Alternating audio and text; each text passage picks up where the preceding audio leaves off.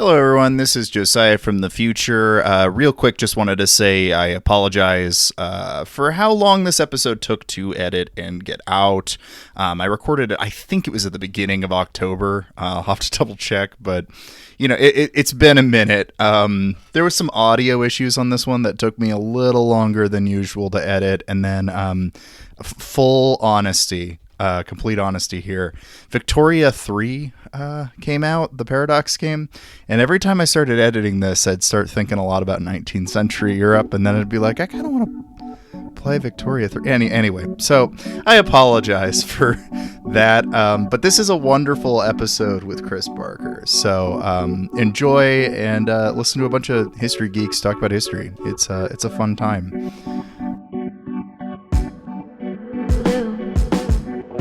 You are listening to Fruitless, a podcast hosted by me, Josiah Sutton.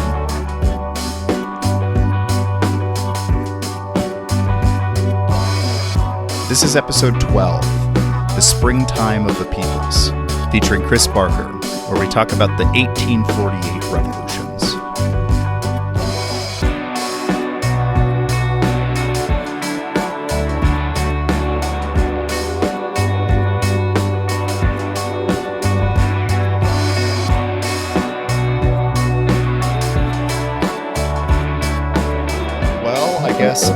I will formally say, welcome everybody to another exciting episode of Fruitless. We are joined today by our first returning guest to this show.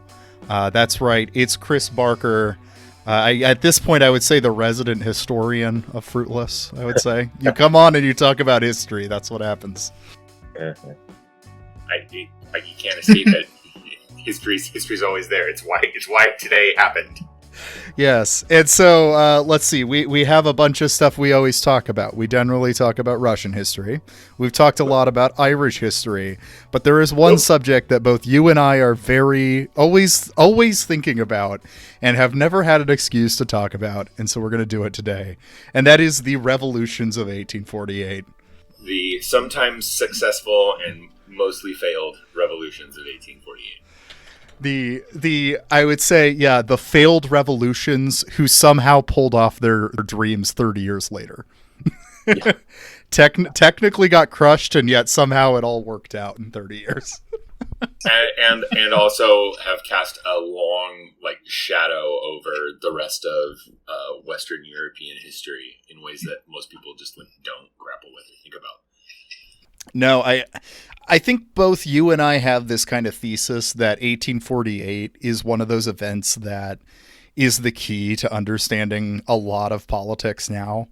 This is like when modern European politics is born, which eventually influences the rest of the world because of, the colonial empires. Because yeah. Right, yeah. This happens everywhere. I mean, this is what, 1848's wild. This is the time you got de Tocqueville writing at this time. You got Karl Marx writing at this time. This is the birth of politics of the modern age as we think of it. Yeah. So to kind of start us off here, why don't you give us a little bit of a background and what the fuck was the 1848 revolutions? Well, I mean, so you can start with potentially how far back do we want to go here? I'm just because okay, the American Revolution ends up kind of being the impetus for, in a lot of ways, ends up being kind of the impetus for the French Revolution. But then, the English Civil Wars in the early part of the 1700s, that's the 1700s, right? Not the 1600s. That's the 1600s. That's in the 1600s. I think. Where Parliament, claws power back from the English crown, kind of implicitly begins to set up what happens in the American Revolution, where they're just like, look, you can't just tell us what to do, right? We get some say in this sort of stuff. So there's a ways that you can go back, but basically, I think a quick and dirty version of it is that there was this growing understanding of national identity that was in very large part spurred by the French and the French Revolution. Because as we were talking about before we came on, it was kind of a nifty little trick that the French did during the Revolution to just be like, hey, like, you're all just French now. Like, those are the rules. You're not right.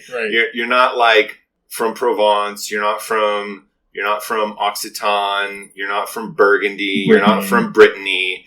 You're French now. Like, that's just it. You're just a French person now. You know, and there are still some notable, holdouts even today. The Basque people in France still are kind of like, we should still kind of be our own country, right? Like, we're Basque. We're not really French, but it was like a nifty trick that the French pulled, and they got like they began this like thing of like, we're French, and so then that helped kind of spur. And I'm oversimplifying here a little bit, obviously, but that kind of helped spur the creation of national identities in the rest of the continent. And there were other like political, factors that would go into this. You know, Prussia wanting to essentially unite all of the German-speaking people into one Germany. That's like mostly because Prussia wanted to be in charge of like a lot more stuff, and they just needed to eventually become Germany. And, you know, the unification of Italy is kind of the same sort of thing. And there's this growing like kind of recognition of like subsuming regional differences under a broader national identity that sometimes is coming from above. It's like, you know, like I said, in Prussia, where they're like really trying to like cohesively pull this thing together. Sometimes it's coming from below, grassroots movement. Sometimes those things are working in concert with one another. But so that is like starting to like really form up, but you've also got the remnants of these like absolutist rulers from, that are like leftovers from the 18th century, and who are terrified of what happened in France during the Revolution, and are like they don't really want to hear from their subjects, right?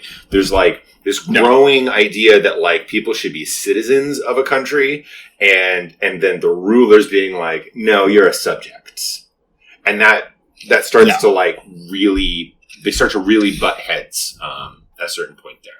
And then I'll just let you jump in. So I usually when we talk about 1848, we talk about like the three questions, right? That I think is like helpful to talk about. You got the political question, the national question, and the social question. And so, and I mean, that's all crude in its own way and trying to simplify, a whole continent's worth of political ideologies and histories. But you got this, like, the remnants of the absolutist monarchies. There's this question of constitutions. Do we take on a constitution? If we have a constitution, are we going to reform the constitution? Are we going to get rid of the monarch and just have just a constitution and a republic? Yeah, that's a political question. Like in America, or are we going to have something like the United Kingdom has? The United Kingdom, for all of its damnability, is a remarkably adaptable country, where it can just be like, what? Even less power to the monarch. That's fine. It's cool. Still the king / queen, but like even less power. It's fine. Whatever. Just like, don't kill us. Yeah. No. Yeah. I mean, if you're a liberal reformist, I think 19th century Britain is probably your example of how that works. I mean, they pulled it off pretty well, all things considered. Oh, for sure.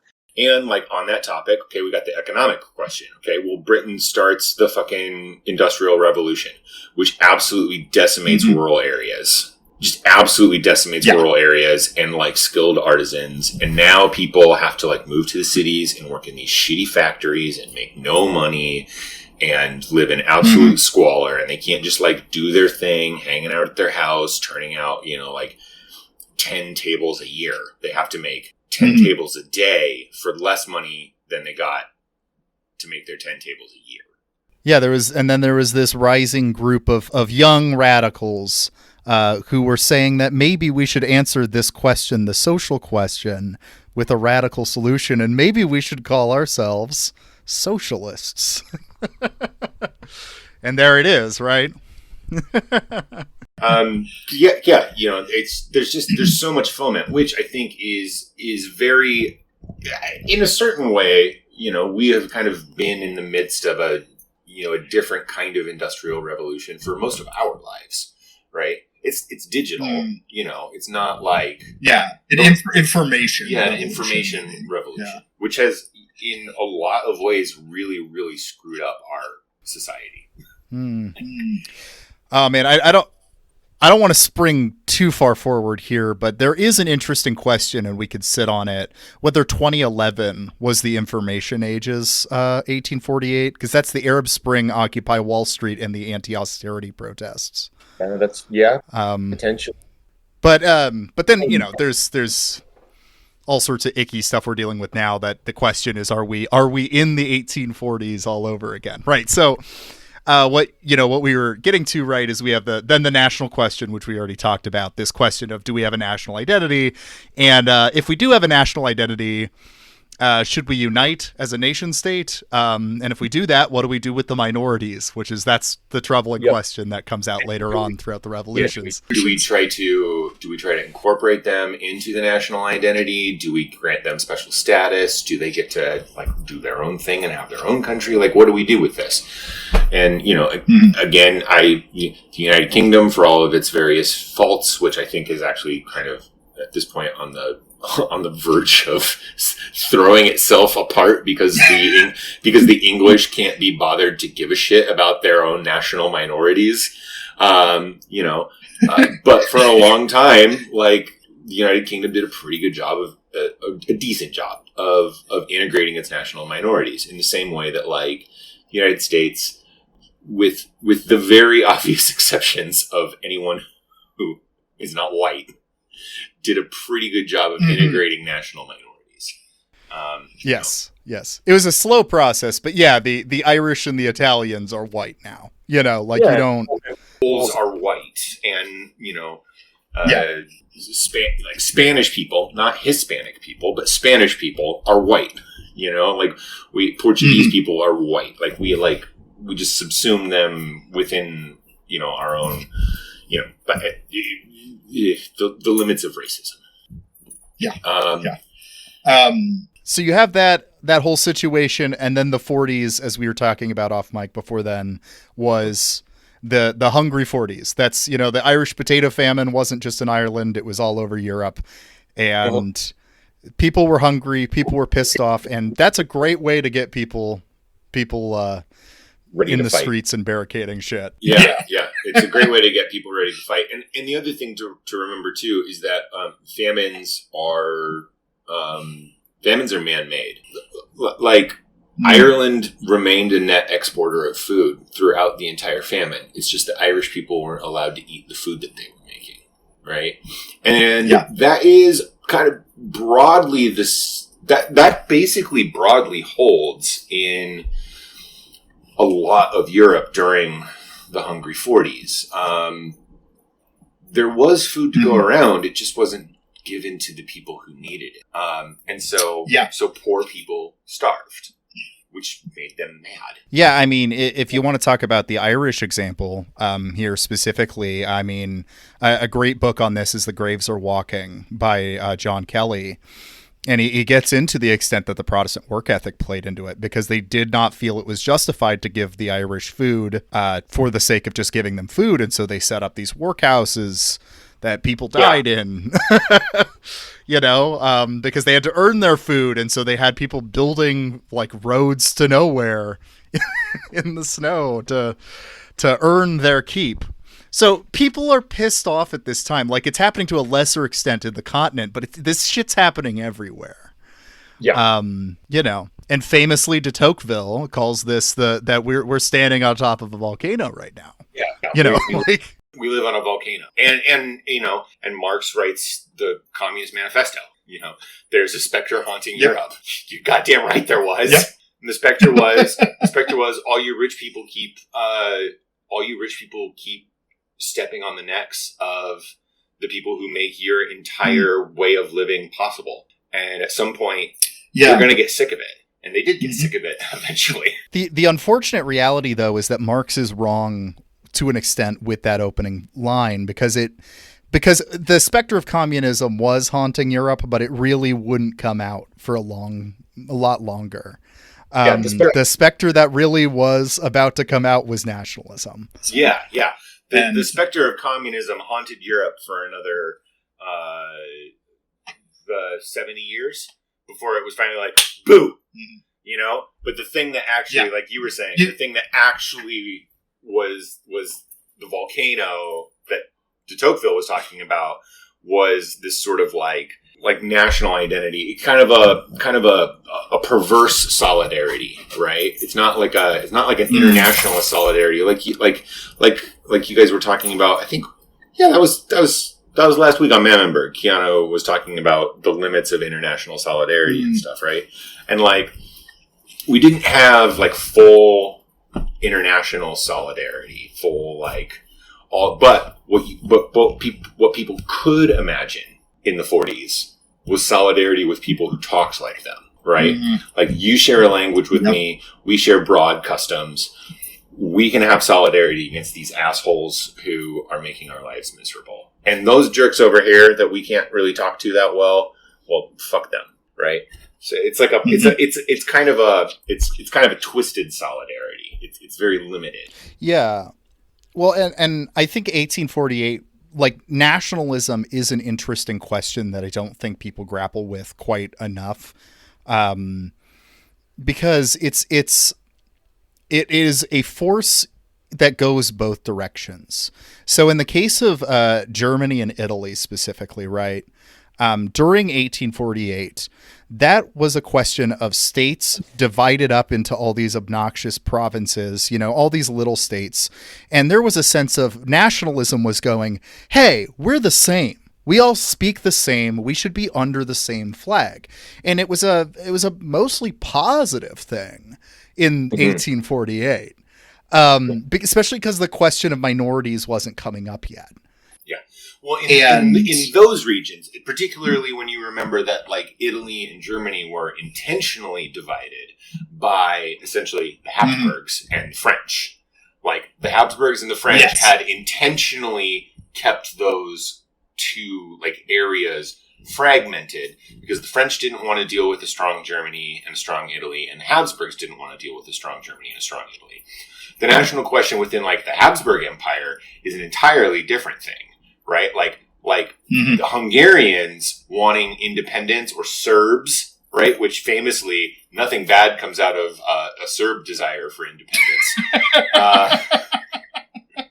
Nothing as bad has happened with Serbia, let me tell you. Nothing bad has ever happened because Serbs wanted to run their own shit.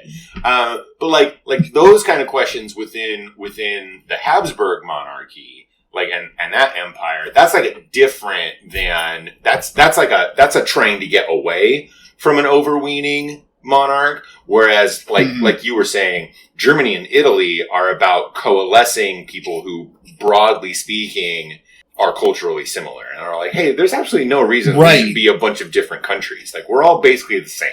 Like, yeah, those people down in Bavaria are kind of weird, but like, they're basically Germans.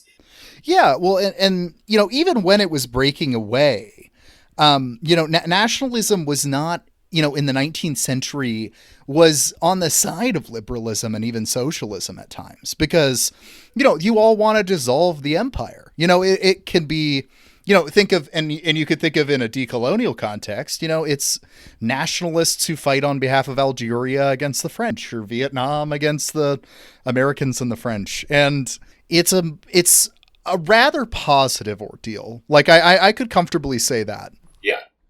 If we're talking about like a pseudo Gramscian sense, like if it's a reaction against the hegemon, it's not necessarily, it doesn't have to be bad, but it can very quickly curdle into something bad. Exactly. And 1848 is a great example of that because, famously, I mean, we say 1848 for a reason. It was a 1-year ordeal, really. Yeah. And that is it. it was a springtime of the peoples, literally in the spring, you know, and it was an autumn autumn time for the peoples, very much by autumn, you know. Yeah. And then desolate Central European winter. Just snow everywhere. Yes. And crushed hopes, and an almost depopulated county in Iowa named after one of those guys. Yep. Yep. Well, and we have a town in Iowa called Schleswig, which was an incredibly a huge flashpoint. Yes. And in part because of the national question, because it was like a city that was basically 50% Danish, 50% German. Yeah. And so like the whole national question just did not work in this city. Yeah, the Germans were like, "This is ours," and the Danes were like, "No, it's not." In fact, we have a whole treaty that says it's not, that you can't have this, and the Germans were like, "Well, don't care." Yeah. So yeah, this and you know, at least like Mike Duncan, right? I went back and listened to a couple of the episodes from his 1848 season. He really points to the darker sides of nationalism being a big part of how Hungary's revolution failed, because they took on the role of Magyarization. So they were trying to force the Hungarian language on everybody. They were trying to do the thing the French did, right? You're French now. They're like, you're Hungarian now. And there were a lot of people that weren't a fan of that. And so the thing just started to rip apart. Yeah, it had internal contradictions. I guess, you know, the French maybe had potentially the benefit of like going first. And so nobody else, like there just wasn't like there wasn't like the sort of like, by going first and being like, well, this is a nation now, we are French, this is France, whatever. They like were able to like bulldoze over and paper over some of the contradictions of you know, imposing a national identity on distinct regions. Because if you think about it, like, look, Normandy versus the south of France versus like Provence is like, that's completely different. One side is on the English Channel and it sucks and it rains all the fucking time and it's terrible and it's wet and cold and gross, and the other side is on the fucking Mediterranean and it's amazing. And like, those people don't have anything to do with each other, and they didn't even barely speak the same language. They were almost barely intelligible north to south in France. But the French Revolution was able to just paper over those cracks and be like, you're French now. But then that also gave the like framework for setting up a national identity that everyone else kind of went and ran with. And like you were saying, by the time the Hungarian nationalists tried to do Magyarization, well, all of the other national minorities in Hungary were like, no, but we're not Hungarian. Like, we're Serbs. Mm-hmm. Or we're Bosnian, or we're Croats, or we're this, that, and the other thing. And so, like, I don't want to learn your language. I like my language. Like, I don't want to be forced to learn it. I'll talk to you. I'll learn your language so I can talk to you. But you also need to kind of learn my language, too. Like, it'd be nice. Mm-hmm. You know? I mean, also reminds me of just the ways that, like, the English... I always bring this back to the English because I hate them. But the way that, like, the way that they just completely, like, tried to extirpate the Irish, you know, and, like, not let people speak Irish and try to, you know, convert the island and dispossess everybody. And the Irish people were just like, no, we're not having that. Like, I don't want to speak your language. I want to speak Irish. Yeah. Anyway. Yeah, well, and I mean, you want to talk about this. I mean, this question has never gone away. This is exactly what we are literally watching a war, you know, over to some extent or another in Ukraine right now. You know, this is because Russians will try to say that Ukrainian is just a dialect of Russian, which it's not.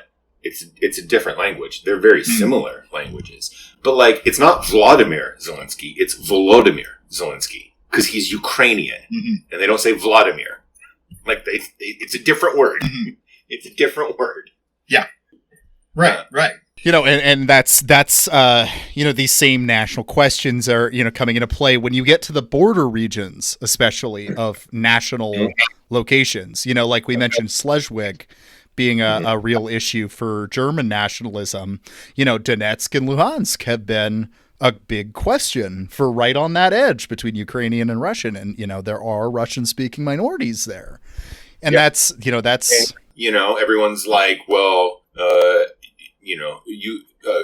Crimea had been part of Russia since the 1700s. And then Elon Musk famously was talking about this horse shit over the weekend. I'm not on Twitter anymore, but I still cannot escape that asshole. And he was like, just give Crimea back to Russia. It had been part of Russia since the 1700s until Khrushchev's mistake. And it's like, the 1700s is not that long ago. 1780 something was when Russia took over Crimea. The United States is older than Russia's possession of Crimea. So what real claim do you have here? The United States is a very young country. Yeah. And speaking of border regions, a place that famously never had anything weird happen, Alsace-Lorraine, that is right on the border of France and Germany, and that's basically the whole point of World War II, kind of. Yeah. France was like, hey, we're taking that back after World War I, and the Germans were pissed about it. I mean, not just losing Alsace-Lorraine, but it was a big part of it. It was a big part of it. They lost part of their territory and they were mad about it. And the people who live there speak a very distinct dialect of French, and most of them also speak German because there's Germans right there. They're just right over there. So everyone speaks German and everyone over there speaks French. And it's like, who's to say who is who? Maybe you're just Alsatian. Yeah. Yeah, this is the two-edged sword of nationalism. It's it's why you and I would both call ourselves socialist internationalists more than I to some extent or another, right? Because I don't. That's a very accurate for me, at least. Yeah, I don't think I can I am not automatically hostile to every form of national expression specifically, or nationalism in an artistic sense, but almost any attempt at forming a nation state will inevitably get into these very weird questions of what do we do with the people that don't fit quite into this on the border regions. With Europe, famously, pretty much all of these countries had to deal with the question of what to do with Jews, which had some pretty awful history. Hey, what do we do with the Jews? Bad things is what we do with the Jews. We do bad things. Yeah, that's basically every time. We're very mean to them for no goddamn reason. Yeah, no goddamn reason. Right. So because we're kind of dancing around it, but nationalism is inherently exclusionary, right? In order to create a nation, you have to define a group of people as not being a part of that nation, right? Which is famously where, you just brought them up, but this is why the Jews in Europe were such a problem for nationalist constructions, because there were Jewish communities spread all over Europe, and they were very distinct, and they maintained their distinctiveness all over the place, and they did not fit. And so as you were trying to define your own national identity, you have to define something as being not that. And it was very easy to just be those dudes over there with their with their blood sacrifices, and they didn't do that, actually. Just to be clear, I'm engaging in hyperbole. Yeah. The Jews did not do that. Yeah. You're explaining the precedent. To be clear. Yeah, no, and I was going to say the another European group, the Roma, have also been a similar issue for nationalist projects. Still. Yeah. I mean, it is a huge part of. I mean, we've talked about them a bunch now, but anti-Roma sentiment is huge in Orban's Hungary right now, and you're seeing it too. There was anti-Roma sentiment that was being that was shot through in this Italian election most recently. Anytime the right rises, anti-Roma stuff comes up and anti-Semitic stuff comes up, because Roma, by nature of their transient lifestyles, and Jews, because they're just Jews, they're just like, they're the people that nationalists hate. Like, they just hate them. And because they represent an enemy with which you can orient your nation against, right? Particularly if your nation is not strong enough to actually like fight a war with a different nation, or you live in a society that has more or less eschewed war as a means of solving problems, which essentially is where Europe is right now. It's like, we're not going to fight each other. We're just going to kind of be mean at each other in European Parliament and make life miserable for minorities. Yeah, I mean, fun. It's not a fun fact. Depressing fact. When do you think the last expulsion of Roma was? I bet it was in the 90s. It's even more recent. No! Oh, God. France in 2011. No! I did not know that. That's terrible. Yes. Oh, Jesus, what did they do? Yes.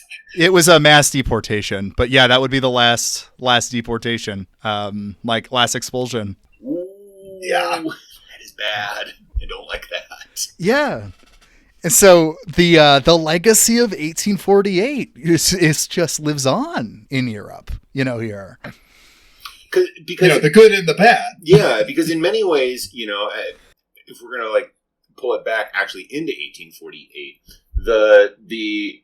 everybody learned things, right? We didn't get, for the most part, a lot of like things that we would consider successes on our side, right? From 1848, we got we got consolidated Germany, we got consolidated Italy. I mean, they were headed that way anyway, basically, but the autarchs, like the autocrats, were able to like really consolidate power and harness essentially the power of the Industrial Revolution to essentially have fighting forces that could like put down rebellions. And so then that ended up spurring the radicals and the intelligentsia to use more diffuse methods of protest and of political what is the word I'm looking for here? Political power, maybe? I don't know. Anyway, but this is like these are like the seeds of anarchy, like anarchism. These are the seeds of a lot of these things, of just like small cells that are like engaged in stochastic terror, which is like, honestly, look, I'm not a huge fan of killing people, but honestly can't blame them for doing it, in the same way that especially in a lot of these contexts. Yeah, exactly. In the same way that I can't really blame people for for fighting back in Palestine. I can't blame you. I don't really like people getting killed, but I can't really blame you for doing this, right? And you've got the formation of different political groups that end up trying to like get in and undermine the governing bodies over time, because everybody learned from it, and there was this this deep winter of social progress for most of the back half of the 1800s, while the autocrats kind of consolidated their reign and kept reigning over and immiserating millions of people. But in the background, all of this stuff was bubbling under, and people had learned and were trying to push forward and trying to push at the contradictions of the system. Yeah. And I mean, when you talk about like probably the most successful revolution in 1848 was technically the French, but that caved in within 5 years, right? Because that was the formation of the Second Republic. And then, the President Napoleon declared himself Emperor Napoleon III. And then famously Marx's quote that everyone knows, history repeats itself, first as tragedy, then as farce, is in reference, of course, to that. Yep.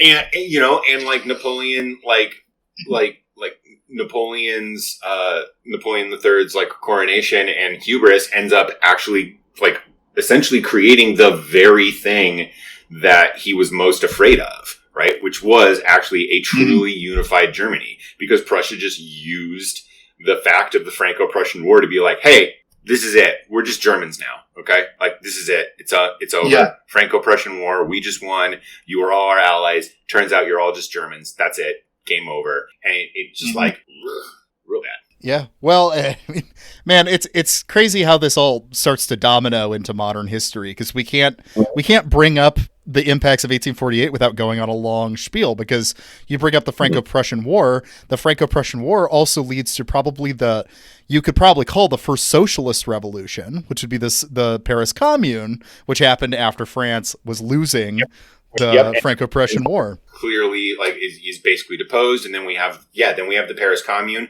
and this was like the first, and the Paris Commune was like the first time that like Paris moved and the rest of France didn't, and it was weird, and nobody really knew what to make of it, because for most of the time, if Paris decided that something was happening, then that was what happened in the rest of France, and then this time Paris moved, and the rest of France just like wasn't ready to go yet, and that's why the Commune ended up breaking down.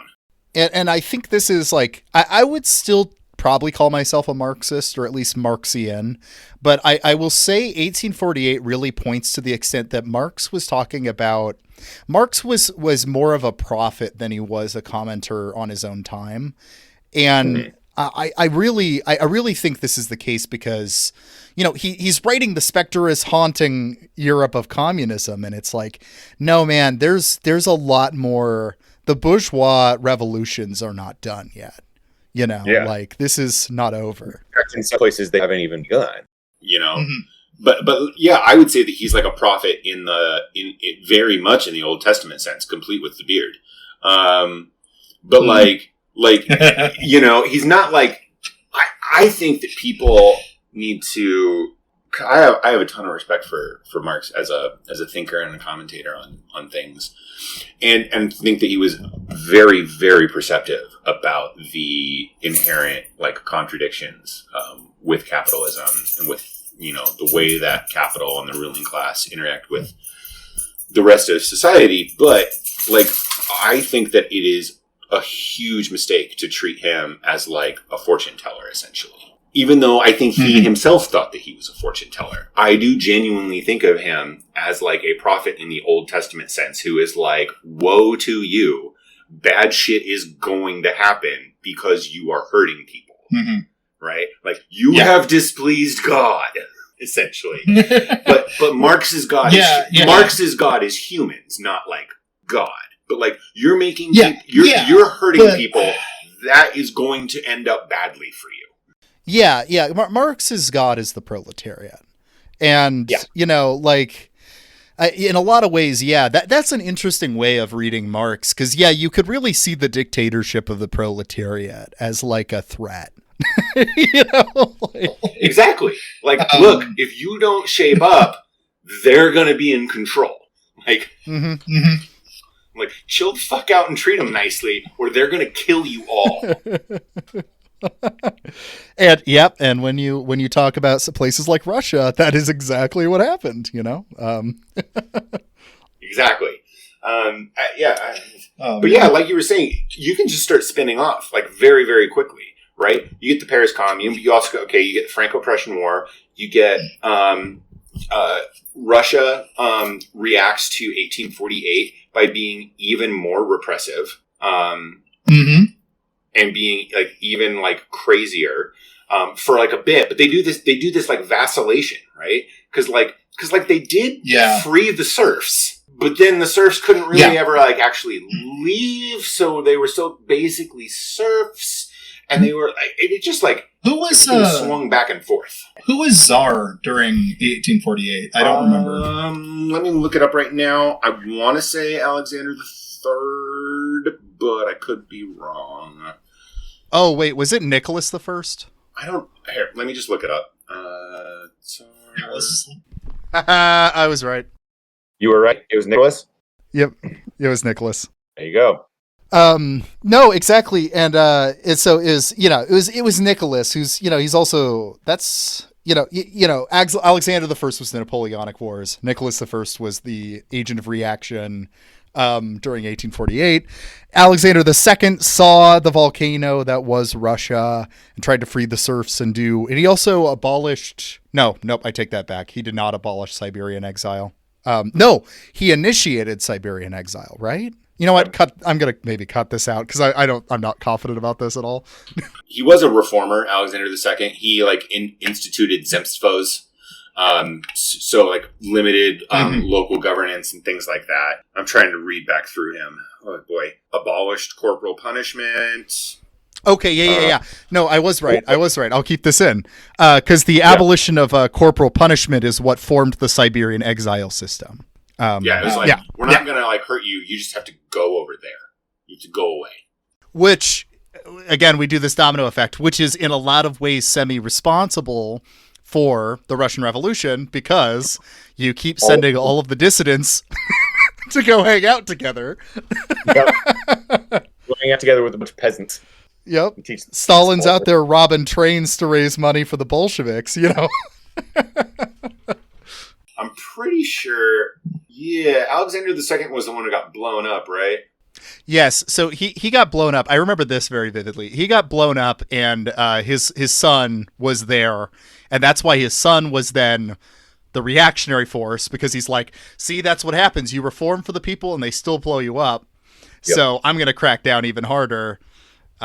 Alexander III goes to Nicholas II, and oops, there we are, Russian Revolution. Yep.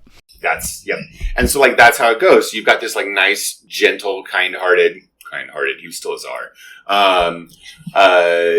Man trying to like a little bit make his people's lives better, and he gets blown up because because you can't. He's still an absolute monarch, right? You can't ever. He's still an absolute monarch. And like you're getting around to abolishing. You're abolishing serfdom at this point, way after the feudal systems have gotten destroyed in the West.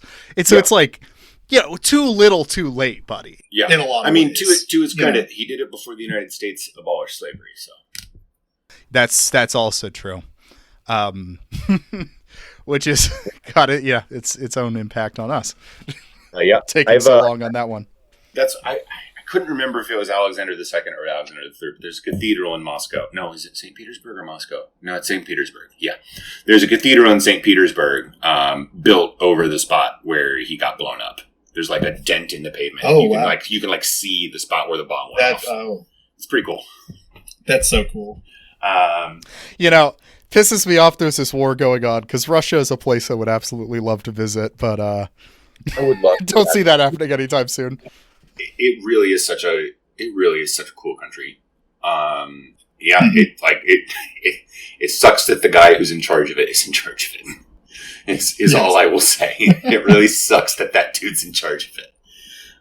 Because it's a really, really cool country. I liked being there. Yeah. Well, so getting more into the impacts of 1848, and I think we've really established the impacts of it quite a bit already by the fact that we can't talk about anything related to 1848 without spiraling out into like 200 years of history that it caused, Yeah. But let's do our connection to the U.S., right? So a lot of the Germans who got crushed, the German liberals and socialists and nationalists, they all got crushed, and they ran away, and they ran away to the Midwest of the United States. I mean, why do you think Wisconsin is the way it is? Yes. Why do you think Missouri, even though being a southern state, did not join the South? It's because a bunch of fucking socialist Germans moved there. Yep. And a lot of socialist Germans ended up serving in the Civil War on the Union side and were radical abolitionists. Like why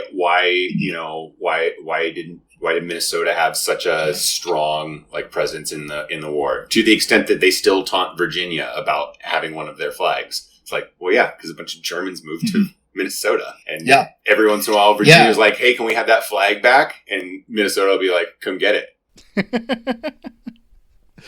Yeah, and you slavers.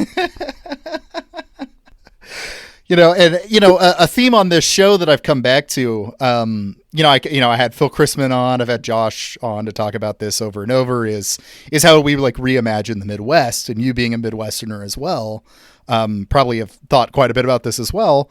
I a lot of the times the people I'm looking to in the past is like encapsulating what a good Midwest could be were those Germans that came over. Because they were actually agents for radical reform at the time. The Germans and the Poles, huge Polish contingent comes over because they're fleeing essentially Russian simultaneous Russian and German persecution during that time. And so like that's where, the huge Polish contingent in specifically like Chicago comes from is like from that time period. And yeah, you've got all of these, and Irish folks in the Midwest are considerably less influential than they are out east. But yeah, like all of these people fleeing this persecution, but bringing their ideas, and those areas were relatively sparsely populated. So even a few thousand of these dudes ended up making a huge difference in the political lives of these places. It's a big part of why a lot of those states ended up having, pretty progressive state constitutions, right? What you think about too, like a lot of the people who were in Bleeding Kansas were people who had, who basically got off the boat from Europe, raced across the country to Kansas to make sure that slavery would not expand. That's pretty dope. Yeah.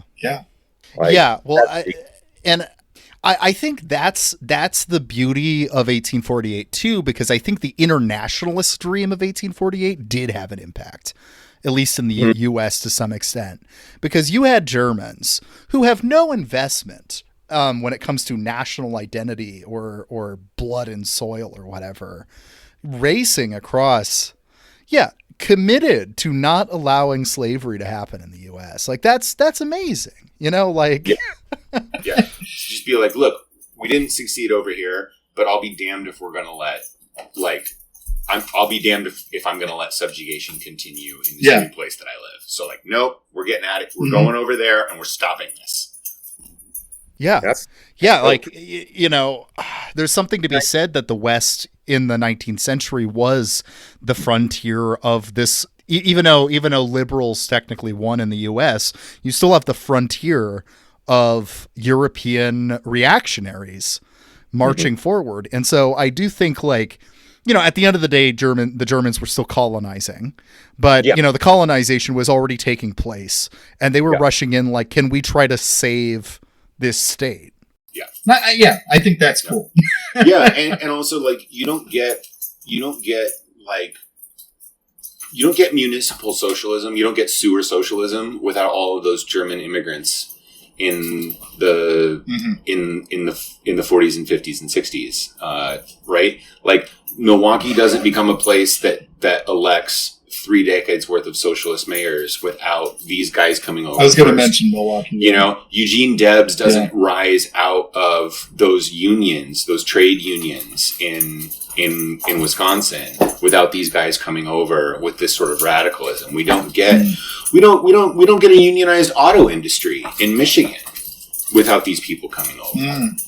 These people coming over really kickstarted the unionization process in the United States, which is huge and is the kind of thing that we forget them at our own peril, because we've seen what happens in this country when union participation rates go down. Nothing good. Yeah, it's been disastrous for the last several decades. Yeah, but if union participation rates aren't above, what are they at? Like they're in their 20s right now. I think 20% of jobs I think are unionized right now, which is just insane. That's so many people without any meaningful, me included, without any meaningful protections from their employer. Those people worked so hard to get people those protections. And we have just, over the last 50 years, allowed rich people to just take all of the stuff that these people fought so hard for away from us. It sucks. Yeah. Yeah, I wish we got that German radicalism floating around still. Well, and and there's something to like the kind of cliche liberal like immigrants make America thing that I think is really, really a lot of truth comes out of that, especially when you talk about the 48ers, because I mean you don't have the American progressive movement in a lot of ways. It's super cringy, like Hamilton immigrants, we get the job done, but like also like this country stagnates when we don't bring in new people. It regresses massively when we don't bring in new people, and it is good to have new people living in this country. Yeah, well, and you can see why reactionaries are invested in not bringing in more people in the country, because you look at the history of it and you see that, like, I don't want to act like everyone who shows up in, at American shores or borders is a full-fledged commie, but like they are generally changing the status quo in some way. And when you look back at the Germans and the Irish and the Italians, like they really, a lot of them were lefties and a lot of them did push things in a specific direction. And so, the establishment fears more of them showing up. Yeah. And they don't even have to be like you were saying, they don't even have to be left wing. They can just be different. And having someone different around you just changes people's minds.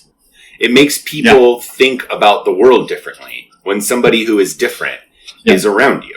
Sometimes it changes people's mind for the better, or sometimes it changes people's mind for the worse, but it changes people's minds. And then that leads to societal foment, which which powerful people do not like. They don't like societal foment. Now, the darker side of this migration, this emigration that took place, is that Germany and Italy are both left without a lot of their socialists and liberals. And they're often left with their nationalists and the reactionaries.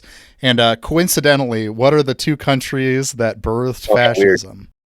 Weird how that happened. Yeah, you violently suppress intellectuals and left-wing political parties and thinkers and thought. What do you get in about 100 years' time? Huh? Weird how that works. Whoa. Weird. Well, and it's almost like that's an utterly predictable consequence. Sorry, go ahead. I said it's almost like that's an utterly predictable consequence. Absolutely. Well, and we could even talk about Hungarian nationalism here, because I mean, take a look at what's going on in Hungary right now, and there's something to be said for that. The left wing movements got crushed, and nationalism really took over. Although like. Because I would say that potentially you could see the roots of Hungary's current spin towards fascism in the Soviet crushing of the 56 uprising. Because most of what was happening in 56 in Hungary was not a conservative revolt against the communist powers in Hungary. It was a left-wing revolt against a dictator who had become more authoritarian, and they were like, no, like, this is supposed to be a communist nation. This is supposed to be socialist. Like, you should like be more responsive to us. And it got crushed, and then the Soviets imposed themselves back down upon Hungary and kind of pushed some of those more interesting political thinkers out of the country.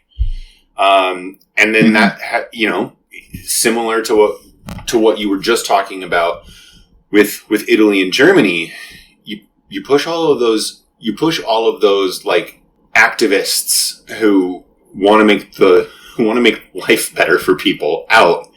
And it's not surprising that several decades later, the only people left, in power or with the ability to affect any sort of change are people who want to make things worse for people.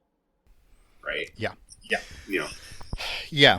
Yeah, absolutely. And you have this crackdown on, the revolutionary fervor that was kind of in the air.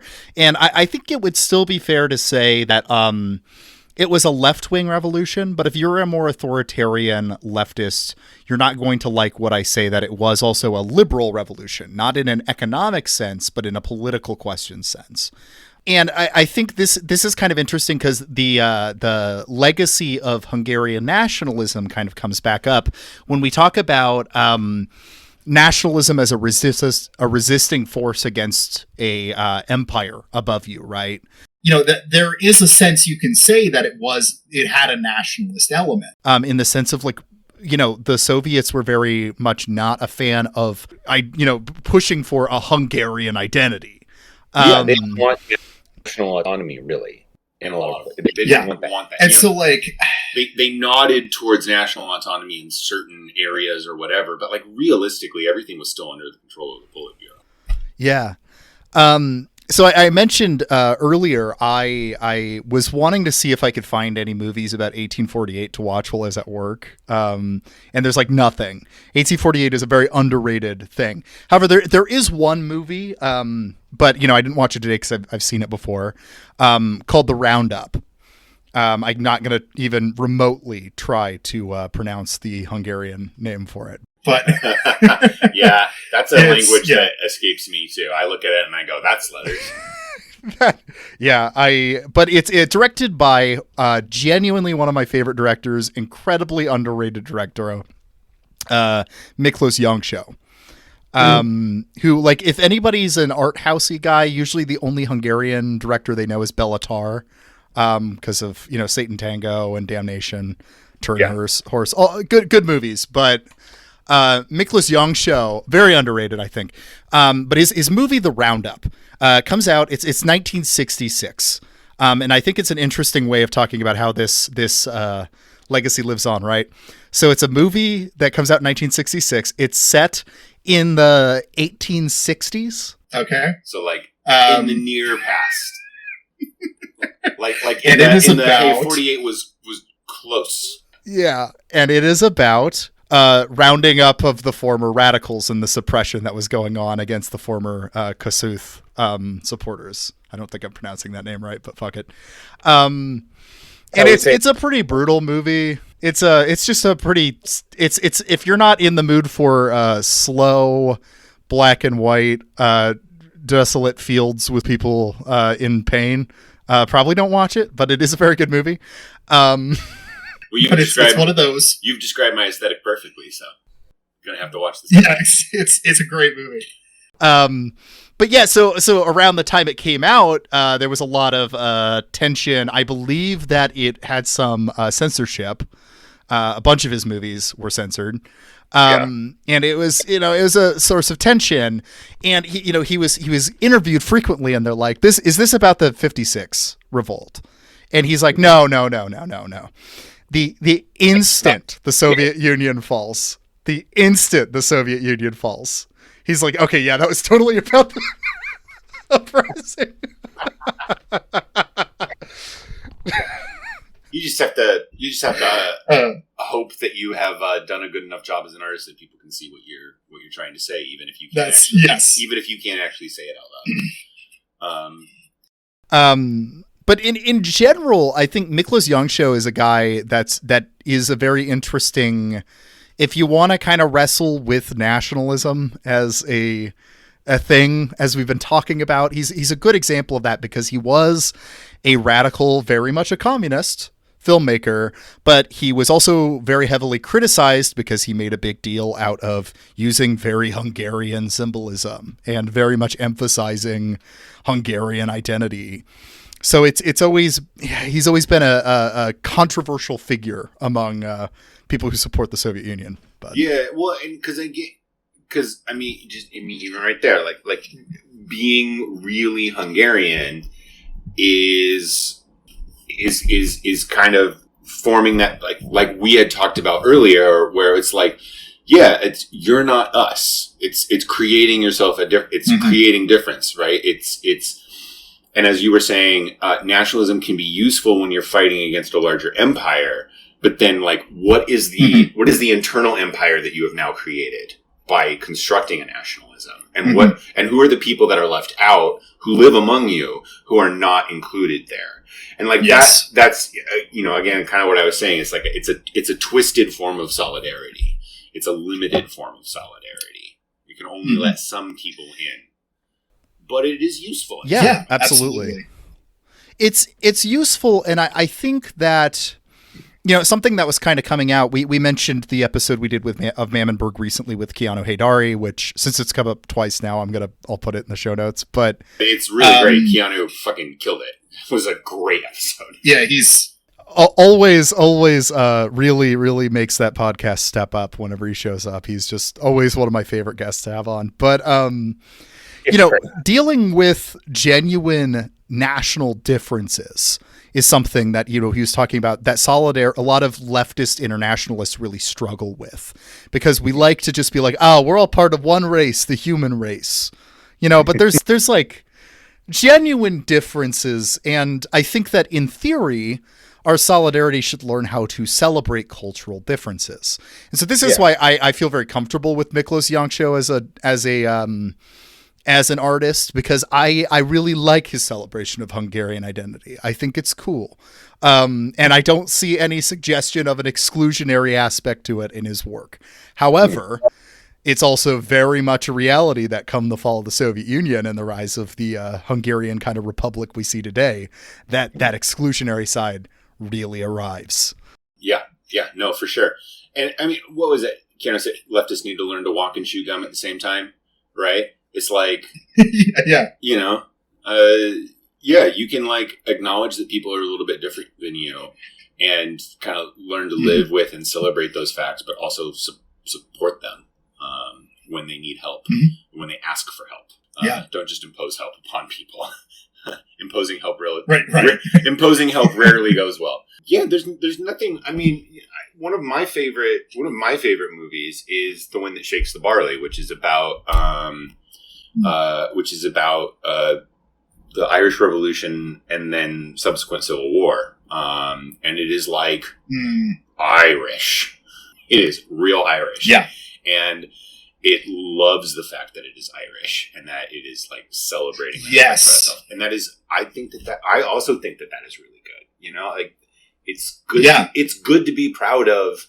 It's good to be proud of your traditions, as long as your traditions aren't like, raping and pillaging. Exclusionary. Right. Yeah, absolutely. I mean, there's, like you mentioned with the Irish, I think there's a lot of examples of this kind of more productive nationalism that is not exclusionary, but just a celebration of the culture in your area. Yeah. I've been very moved, even though I'm not Hungarian, by a lot of Jancsó's work, where you see people singing Hungarian folk songs in a depiction of a peasant strike while they walk into the guns and get shot. It's very moving. Like, I don't know, there's something to that, but it's all about the exclusionary side of the nationalism. So when you talk about nationalism, are you talking about a celebration of a people and its culture, or are you talking about forming a state that enforces this culture and cuts out people who don't belong in the culture? Yeah, or are you talking about creating an identity that allows people to feel like they belong to something, right? Like that's different, right? Like creating an identity that allows people to feel like they belong and can share commonality with their neighbors is very different than creating an identity that is enforced with the power of the state. And that is where nationalism can like go off the rails and get really crappy and really bad. Yeah. Examples of this most people probably aren't even aware of. Like France has control over the language. The Académie Française is like the concept of the nation state.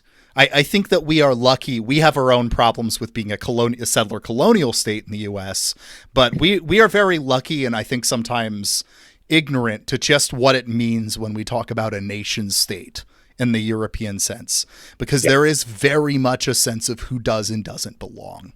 Yeah.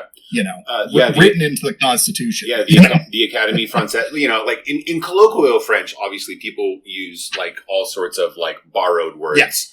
But if you're talking about like what actually counts as real French, like it all comes from the Académie Française, right? And it's not like Merriam-Webster doesn't get the to state organization. yeah.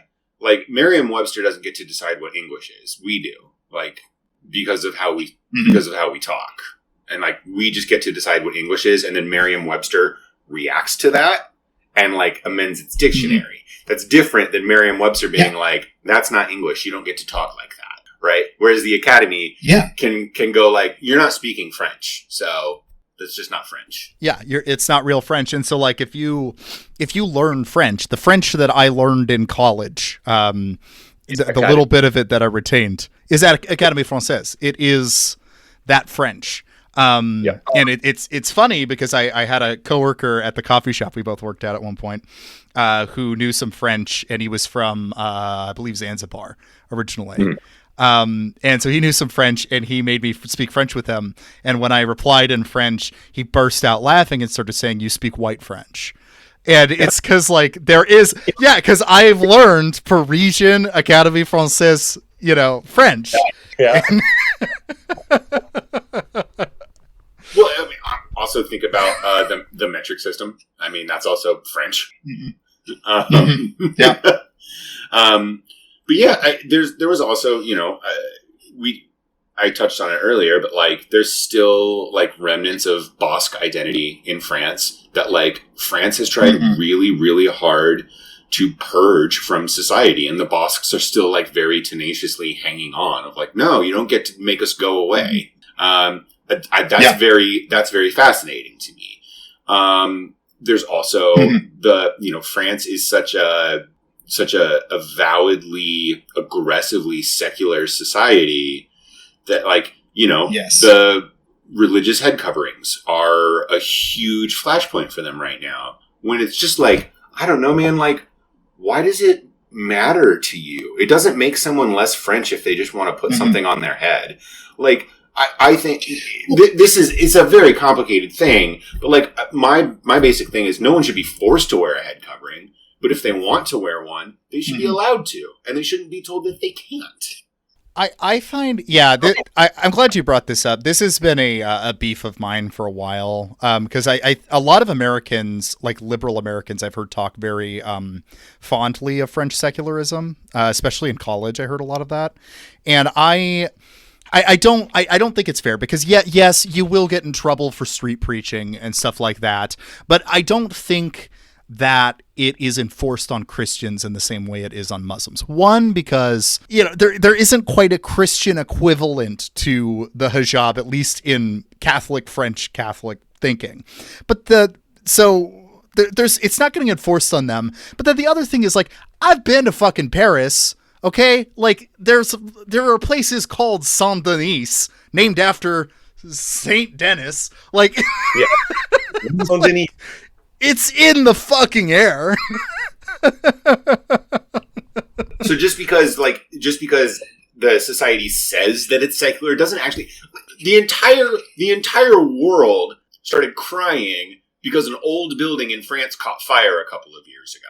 Yes, Christian Gothic building, which to be fair is tragic. Yes, I was being like hyperbolic there for a second because I was also upset because that building is dope and that was a bummer. But like that was a church, and it just like accidentally caught fire, and everyone was really sad about it. And like no one would have given a shit if the Mother Mosque in Davenport, Iowa, caught fire. No one would care. But it's the oldest mosque in America. No one would really care. It would not be international news if it just accidentally caught on fire and burned down sometime.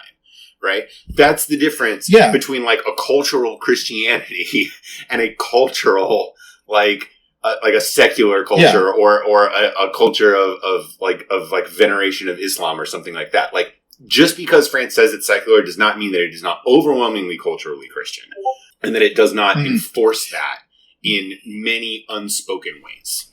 Yeah, and it did this through, the buzzword for this episode, nationalism, because it usurped the remnants of medieval and early modern Christianity into, this is our national heritage, which I'm glad they did, because that was a way to keep the Gothic architecture and I kept all that stuff around. Those things that And I'm glad they did, to be clear. Like, I've been in those places. They are amazing. But, like, the process of doing that was also the Christianization of the national identity. And even if nobody believes it in France, it's still baked into the city streets.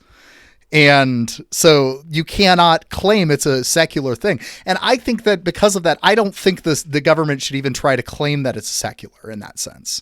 I think it should just admit what it is, but then allow multiculturalism, allow different religious expressions. But maybe I'm just a damn American that likes my religious freedom or whatever. But shit libs or something. I don't know. But like, yeah, it's just like, what's the problem here? Like, if somebody wants to wear a head covering, just let them. They're not hurting you. They're not hurting you. Like, stop being so weird about this. Man, we got derailed on France. Oh yeah, I get mad about France. I get mad about France too. I don't get as mad about France as I get about England, but. Yeah, I was gonna say your England is my France. It's a region I know a lot of history about, and it pisses me off, most of it. yeah. I'm trying to fucking think about English people. My blood pressure goes up 20 points. Fucking England. Yeah, I will talk so much shit about French, but I will still be the guy like staring with my mouth open in Versailles. Like, Well, look, I'll talk mad shit about Russia. But like that, hey man, damn, there's some really cool stuff there. The Hermitage is dope. Tsarskoye Selo is dope. There's like the Kazansky Cathedral, St. Isaac's, like in St. Petersburg, the Kremlin in Moscow is beautiful. I will openly gawk at those as well. I will just openly gawk at these like insane displays of wealth that these terrible, horrible people accumulated on the backs of their subjects. Well, and I think in part because one thing that I think that certain liberals and some of the 19th century revolutionary projects, thank God, did. They didn't follow through the French Revolution thing of destroying everything. Yep. They went, we can reclaim this as places of national identity and cultural identity or whatever. And I'm glad that happened. I'm glad that with the fall of the Ancien regime, there wasn't entirely the complete destruction of this architecture, but rather a reclaiming it of like, well, the French people are the ones who built this, rather than whatever king or whatever. Yeah, this is ours now. It's not. It was yours, but now it's ours. It's everybody's. It marks potentially. Here we go back on my thing. It marks potentially what would be a good way forward for Republicans in the United Kingdom. They could just take away all of the palaces from the royals and just be like, those are ours now. All of the stuff in it, that's ours. It's just ours, and now people can go and walk around your houses. Yeah. The tourism fund no longer the tourism no longer funds the royal family. It funds the NHS. Yeah, absolutely. I could see that. I think that's because, and beyond just the national identity, to make this more as we are socialists after all, these belong to the workers who died to make a lot of these structures, The workers made this. It belongs to the workers. It doesn't belong to the people who exploited the workers' labor. Yeah, absolutely. And so, like, I don't know. I guess we've gone on a lot of different rabbit trails with this, but there's something to this of like, I think it's come pretty clear. Like, I think I've made it pretty clear. I have like really mixed feelings when it comes to when we talk about nationalism broadly, but I have a lot of I despise exclusionary notions of nationalism, and I despise the nation state as a concept. Yeah. But I think that a multicultural socialism is something that there's an aspect of celebrating the springtime of the peoples, right, in Europe, that you can celebrate these cultures that began to form with Romanticism without accepting the exclusionary edge that those came with, you know. And then we can kind of pull that forward now into current events too a little bit, right? You know, we're looking at you and I have talked about this a little bit recently, where it kind of feels like we either missed our 1848 and it happened and we're living in the aftermath of it, or we're like in the middle of it right now. And that like, you know, things that are happening in Ukraine, things that are happening in Iran, things that are happening in Europe, potentially even things that are happening in the United States, Armenia. Yeah, they represent like upswells of potential liberation and potential resistance against like hegemonic power and violence.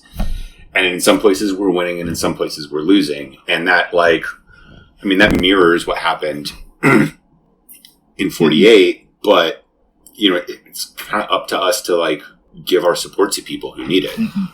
I don't know. I don't have really well-formed thoughts about that particularly at this point. I'm more or less just feel like I'm living in this really knife-edged period of time.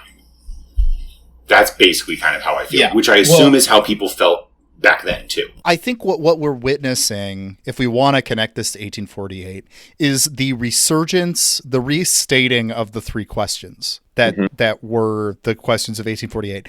I think that the they national are question, different the political now. question, and the economic question, or the social question. Yeah. Of course. Yeah, but of course, when we talk about the political question, it's very different now. We're not talking about absolutist monarchs for the most part anymore. We're not, you know, it's not quite the same question, but it rhymes. You know, it is still about the same subjects. Yep. And when we talk about the social question, we're no longer talking about these damn factory things that are showing up. We're talking about the complete like consolidation of credit wealth, you know, that's completely fiat and untangible, and the expansion of information technologies. We're talking about, it's a different world, but it's the same questions in a very different context. Yeah, are being asked. And we like kind of hubristically thought that we had solved some of those questions, but we like certainly have not. You know, and like the economic question is just like a huge one, right? Like you know, like I kind of like hinted at earlier, you know, like we're living through, I think, a different kind of economic revolution, right? 48 was the Industrial Revolution.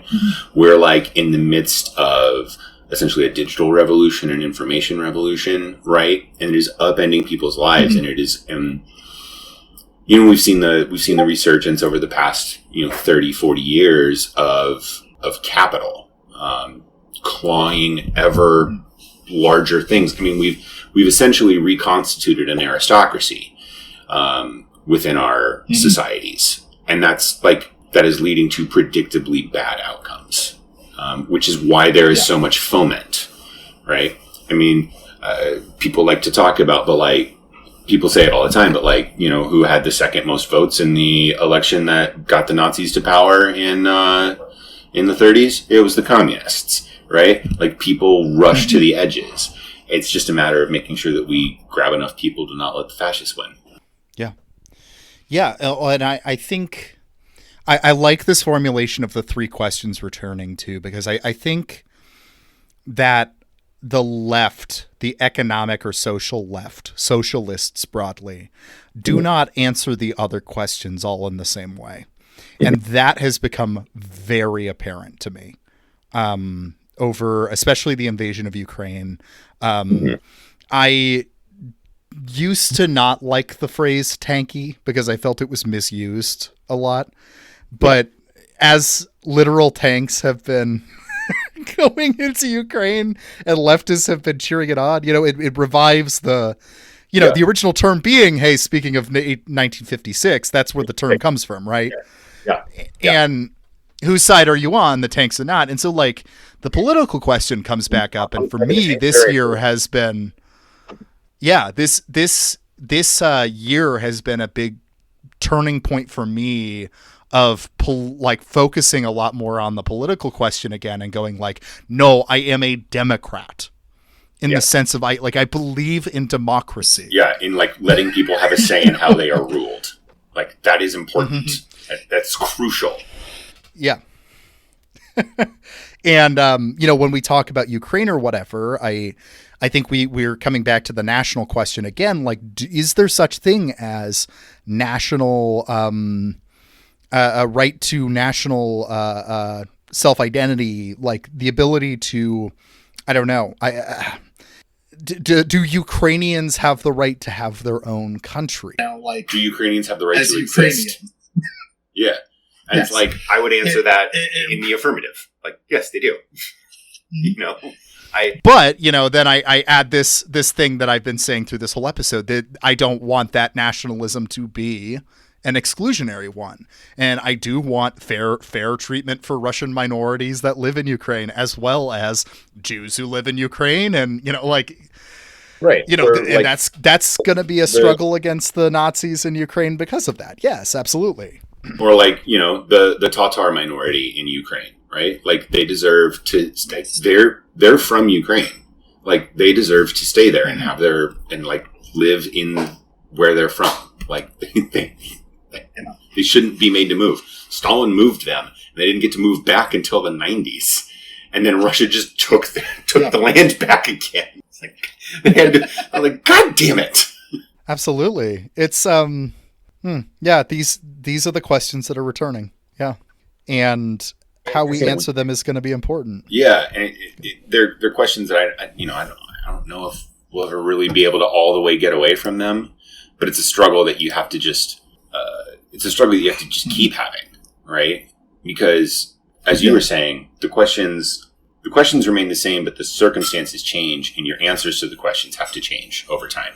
The way that you deal with the questions has to change and adapt with the times. You can have broad principles, solidarity, shared prosperity, egalitarianism, things like that. You can keep your broad principles, but you have to change with the times and adapt to be able to stay on top of these questions. Because, like we were saying, nationalism is a useful invention in some circumstances. But then, if you just stop with nationalism, then you end up with world wars. Yeah. That's bad. Yeah. That's right. Because nationalism and liberalism, or nationalism and socialism, can align as they did in 1848 during the springtime, but they have contradictions and they will split up when it comes to. We saw that even by the end of the year. Yeah, exactly. If you can't work through the contradictions, then you're doomed. Yes. And so that's the moment where you do have to pick a side. Like, when they're all on the same side, I'm a nationalist, right? But once the autumn comes, I'm a socialist. I'm not going to take the side of an exclusionary. Yeah. Yeah. I think there's something to this. Yeah. That the answers to these questions are going to inevitably be contradictory. And then that's when you choose the priority that's necessary, which is, in my opinion, democracy and socialism. But we are of one mind here. Yeah. We're a little too on the same page sometimes. That's true. That's all right. It's nice to not be like arguing, though. Debating. Yeah. Yes. not having debate bro time. Yeah. Well, this has been a rad conversation. There's been a lot here. Yeah, this has been super fun. Thank you for having me on. I love talking to you, dude. Yeah, it's always a blast. Do you have anything to plug anymore now that you're off Twitter, or is it just? No, if you just appear on podcasts occasionally. Yeah, I show up on podcasts, and if anyone wants to ever talk to me, you can find me on the Mammon Brick Discord. If you ask me nicely, I might give you my phone number, but that's about it. I try to stay off. I try to stay off the internet because it was really This is really hurting my brain for a while there. I'm much less well informed now that I'm not on Twitter, but I'm also much happier now that I'm not on Twitter. So yes, I've decided that's an acceptable trade-off. Yeah, I was gonna say the last episode you were on marks the beginning of you becoming incredibly active in the Mammonburg Discord, because I forced you to download Discord to record the last episode. And then threw you in the Mammonburg Discord, and now you're probably the most active person in it. That's probably true. So, yeah, I just annoy people talking about food all the time now. So yeah, come see some of the stuff Chris cooks in the Mammonburg Discord.